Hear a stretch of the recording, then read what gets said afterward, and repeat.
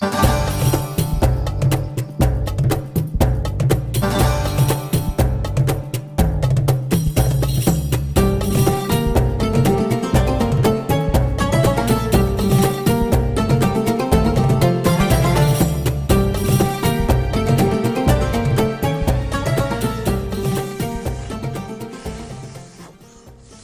what are you doing?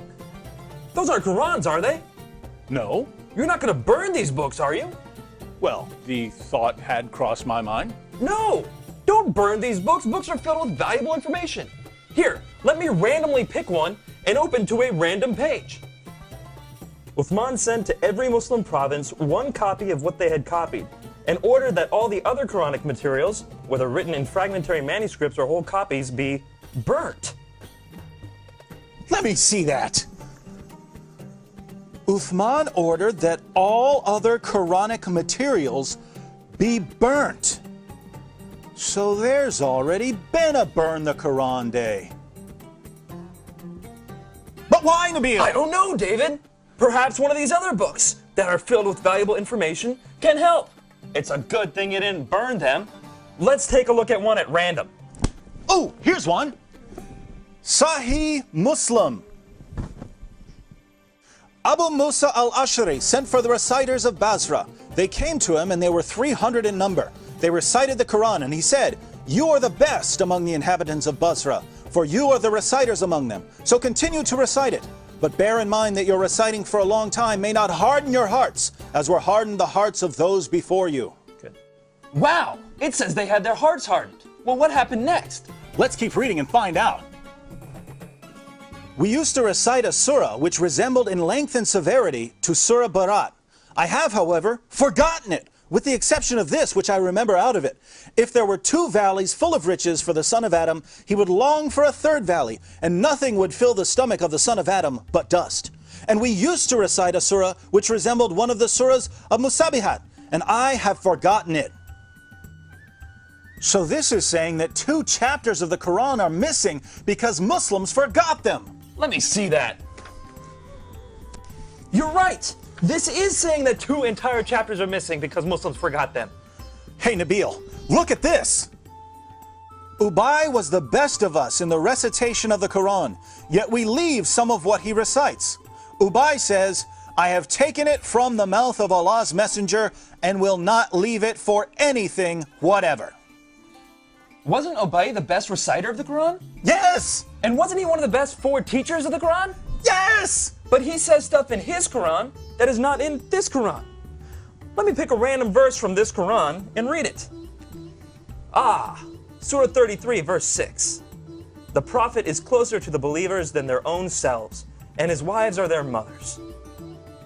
Oh look, here's a footnote. In some qira'as, like that of Ubay ibn Ka'b, occur also the words, "and he is a father of them." So Ubay, one of Muhammad's top teachers of the Quran, had words in his Quran that aren't in this Quran. But was he the top teacher of the Quran? Surely Zayd ibn Thabit, who put together the Quran we have today, was Muhammad's top Quran expert. Well, actually, Ibn Masud was the first name that Muhammad mentioned when it came to learning the Quran. You know, surely one of these books would have something about him. Oh, look, here it is. I heard the Prophet saying, "Learn the Quran from 4. Abdullah ibn Masud, Salim, Mu'ad, and Ubay bin Ka'b." I wonder what Muhammad's top teacher of the Quran has to say about it. Let me pick up another one of these books at random. Here's one. The people had been guilty of deceit in the reading of the Quran. I like it better to read according to the recitation of him whom I love, more than that of Zayd ibn Thabit. Wow, according to that book you're holding, Muhammad's top teacher of the Quran is saying reading today's Quran is like being guilty of deceit. I wonder if any of these other books have something to say about it. Here, let me look at this one. Oh, there it is. O you Muslim people, avoid copying the Mus'haf and recitation of Zayd bin Thabit. By Allah, when I accepted Islam, he was but in the loins of a disbelieving man. And it was regarding this that Abdullah bin Masud said, O people of Al-Iraq, keep the masahif that are with you and conceal them. So Muhammad's top teacher of the Quran says that today's version is deceptive and that we should avoid copying and reading it. But now I'm confused, Nabeel. Muslims have always told me that the Quran has been perfectly preserved right down to the letter and that the evidence proves this. That's what I was always taught. I'm sure one of these books will tell us that the Quran was perfectly preserved. How about that one?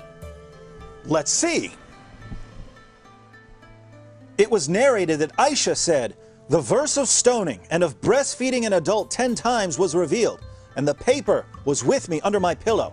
When the messenger of Allah died, we were preoccupied with his death, and a tame sheep came in and ate it?" The verse of stoning and the verse of breastfeeding?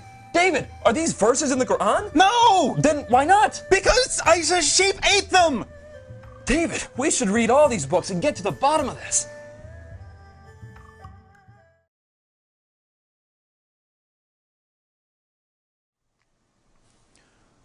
So let me see if I've got this right. Muhammad died, and no one had compiled the Quran. The people who had memorized large sections of the Quran were sent into battle by Abu Bakr, and they were slaughtered. Muslims lost a ton of the Quran that day. Abu Bakr didn't want to lose any more, and so he had Zayd ibn Thabit put together what was left and compiled it into a manuscript. And soon thereafter, people started compiling their own manuscripts, and large disputes began to happen over what should be included in the Quran. Ibn Masud had only 111 chapters in his Quran, while Ubay ibn Ka'b had 116 chapters. And Zayd, who compiled today's Quran, only had 114 chapters. According to Muslim sources, entire chapters of the Quran were lost. Large sections of chapters have been lost. Individual verses have been lost. And in the end, Uthman put together what he could, put out his own official version of the Quran, and burned all of the evidence. Wow. Sure, I'm glad that no one burned this evidence. Nabeel, let's agree that we're never going to burn any book, no matter how much we disagree with it. Yes.